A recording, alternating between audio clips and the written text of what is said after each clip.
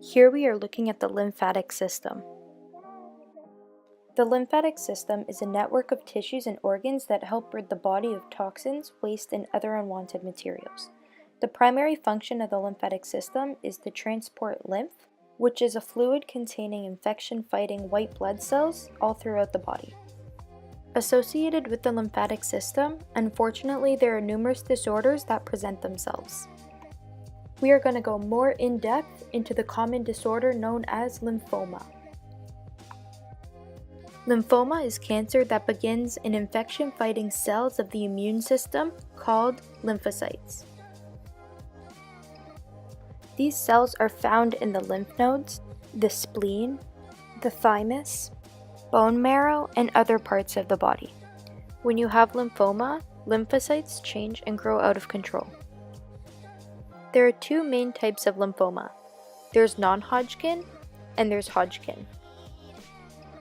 The main difference between Hodgkin's lymphoma and non-Hodgkin's lymphoma is the specific lymphocyte each involves. A doctor can tell the difference between Hodgkin's lymphoma and non-Hodgkin's lymphoma by examining the cancer cells under a microscope. If in examining the cells, the doctor detects the presence of an abnormal cell called a Reed-Sternberg cell, it is classified as Hodgkin's. And if the Reed-Sternberg cell is not present, the lymphoma is classified as non-Hodgkin's.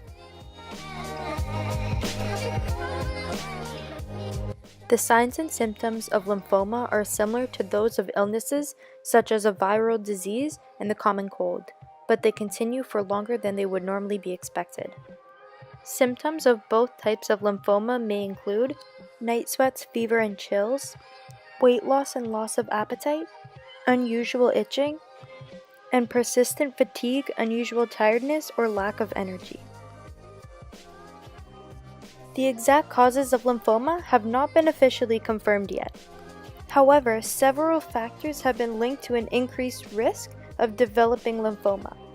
These risk factors include the following. First is age, as generally the risk of non-Hodgkin's lymphoma increases with advancing age. Hodgkin's lymphoma in the elderly is associated with a poorer prognosis than that observed in younger patients. Gender is also an important factor, as some types are more likely in women, others are more likely in men. Next is infections, for example HIV and hepatitis B and C, as this can weaken the immune system and increase the risk of lymphoma. Body weight and diet are also considered risks, as obesity has been implicated in the development of this disorder. Farm work, or an occupation with exposure to certain toxic chemicals such as pesticides, herbicides, benzene, or other solvents lead to a higher risk. And lastly, genetics, whether there is a family history of lymphoma. When diagnosing lymphoma, there are 3 types of tests that can determine its presence.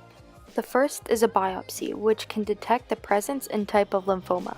A biopsy involves taking a sample of lymph tissue for examination in the laboratory.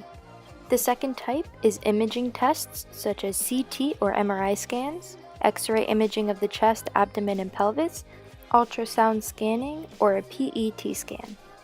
And lastly, a spinal tap, where a long thin needle is used under local anesthetic to remove and test spinal fluid. With treatment, more than 2 in 3 people diagnosed with stage 1 non-Hodgkin's lymphoma and just over 85% of people diagnosed with stage 1 Hodgkin's lymphoma will survive an additional 5 years. It is important to seek medical attention for unusual signs and symptoms, as these can lead to an early diagnosis and a good chance of successful treatment.